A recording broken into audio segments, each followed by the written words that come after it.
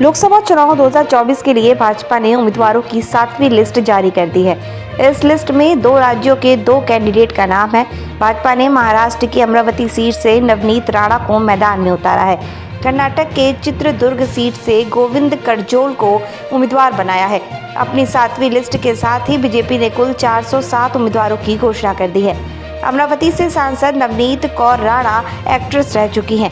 उन्होंने तेलुगु और पंजाबी फिल्मों में काम किया है। 2019 में महाराष्ट्र के अमरावती से निर्दलीय चुनाव लड़ा था।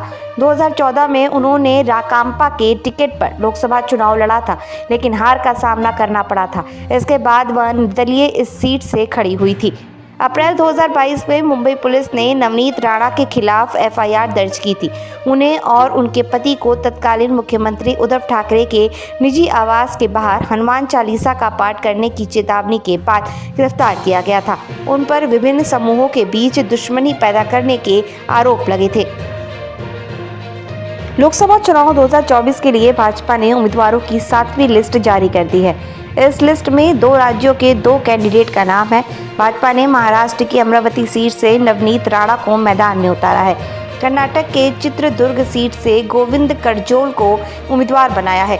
अपनी 7वीं लिस्ट के साथ ही बीजेपी ने कुल 407 उम्मीदवारों की घोषणा कर दी है।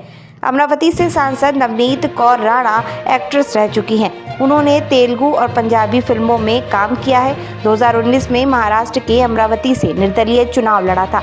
2014 में उन्होंने राकांपा के टिकट पर लोकसभा चुनाव लड़ा था, लेकिन हार का सामना करना पड़ा था। इसके बाद वह निर्दलीय इस सीट से खड़ी हुई थी। अप्रैल 2022 में मुंबई पुलिस ने नवनीत राणा के खिलाफ एफआईआर दर्ज की थी। उन्हें और उनके पति को तत्कालीन मुख्यमंत्री उद्धव ठाकरे के निजी आवास के बाहर हनुमान चालीसा का पाठ करने की चेतावनी के बाद गिरफ्तार किया गया था। उन पर विभिन्न समूहों के बीच दुश्मनी पैदा करने के आरोप लगे थे।